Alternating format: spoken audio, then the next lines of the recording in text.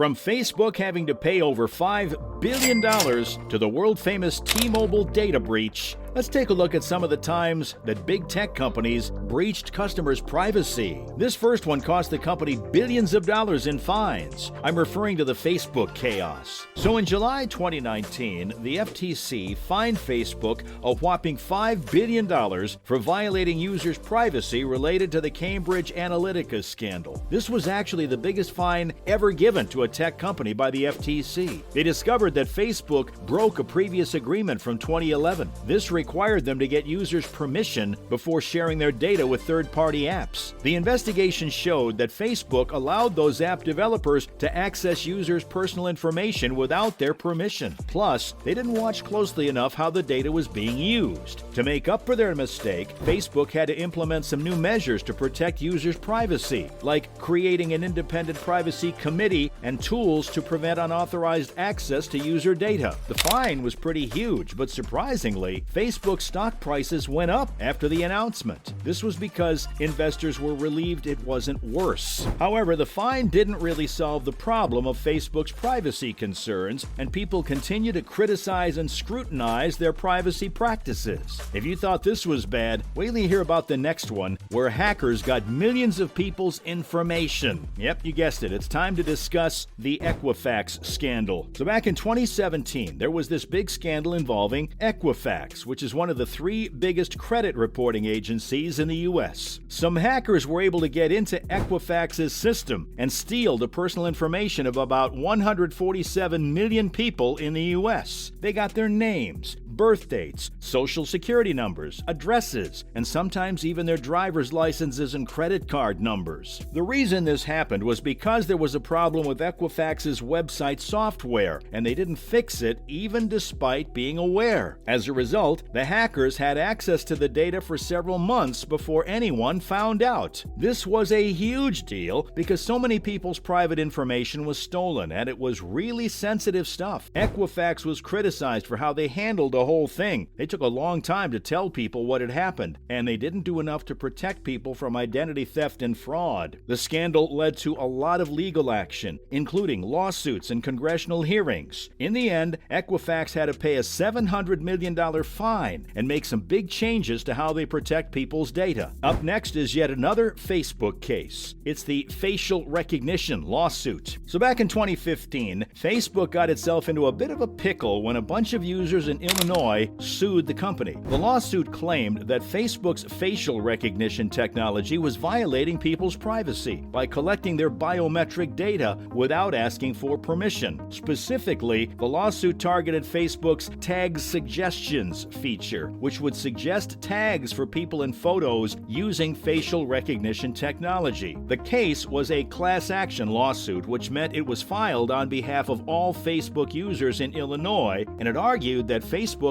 had broken the Illinois Biometric Information Privacy Act. This act says that companies have to get explicit consent before collecting biometric data, like facial recognition info. The lawsuit was asking for up to $5,000 in damages per violation, which could have been billions of dollars in total. After years of legal wrangling, Facebook settled the lawsuit in 2020 for a whopping $550 million. That's one of the biggest settlements ever for a privacy-related case. As part of the settlement, Facebook had to change how it uses facial recognition technology to make sure it complies with Illinois law. This whole situation really shone a light on the importance of privacy when it comes to biometric data. Plus, it highlighted how companies need to be open and honest with users about what they're collecting and how they're using it. And if you thought Facebook was bad, wait until you find out how many times this next company messed up. I'm talking about T-Mobile. So T-Mobile recently had a pretty serious cybersecurity incident. Apparently, a hacker got their hands on a ton of personal information belonging to about 37 million T-Mobile customers. That's a lot of people. That data that was compromised includes things like names, billing addresses, email addresses, phone numbers, and even T-Mobile account numbers. Yikes! T-Mobile discovered the breach more than a month after it happened, but they were able to fix the problem within a day of finding out. The company says that the hacker didn't actually break into any of their systems, but instead exploited something called an API, which is a way for different computer programs to talk to each other. Unfortunately, this isn't the first time T-Mobile has had a security problem. In fact, this is the 8th time they've been hacked since 2018. The most recent incident was in 2022 when a group of hackers called Lapsus were able to get their hands on some of T-Mobile's internal tools. This allowed them to do something called a SIM swap, where they take over a person's phone number and use that to access their email or other sensitive accounts. Not good. This next one involved 80,000 bank accounts. It's the Capital One scandal. So in March 2019, Capital One, a popular U.S. bank and financial services company, announced that they had experienced a major data breach. The breach affected over 100 million customers and applicants to the bank. Now here's what happened. A hacker gained access to a server rented by Capital One from a cloud computing company called Amazon Web Services. The hacker was able to exploit a vulnerability in the firewall of the server and gain access to a large amount of sensitive data. The data that was compromised included things like names, addresses, phone numbers, email addresses, dates of birth, and credit scores. Additionally, the hacker was able to access about 140,000 social security numbers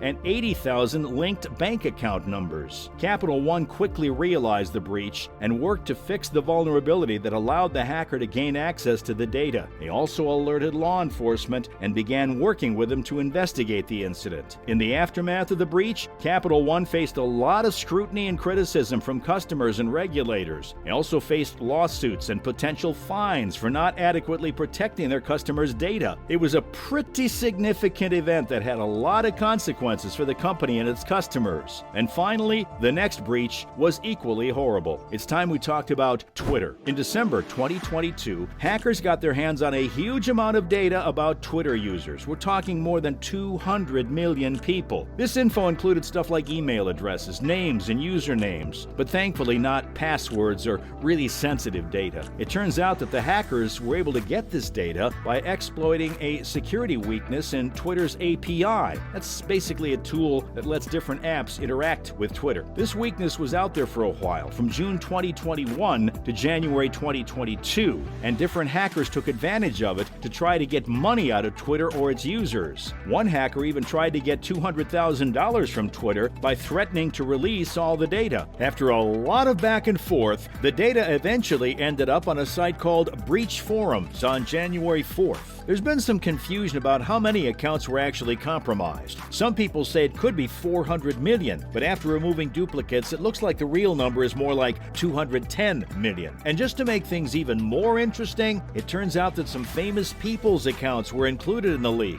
People like Alexandria Ocasio-Cortez, Donald Trump Jr., and Mark Cuban. Anyway, that's all I had for you about times big tech companies breached customers' privacy.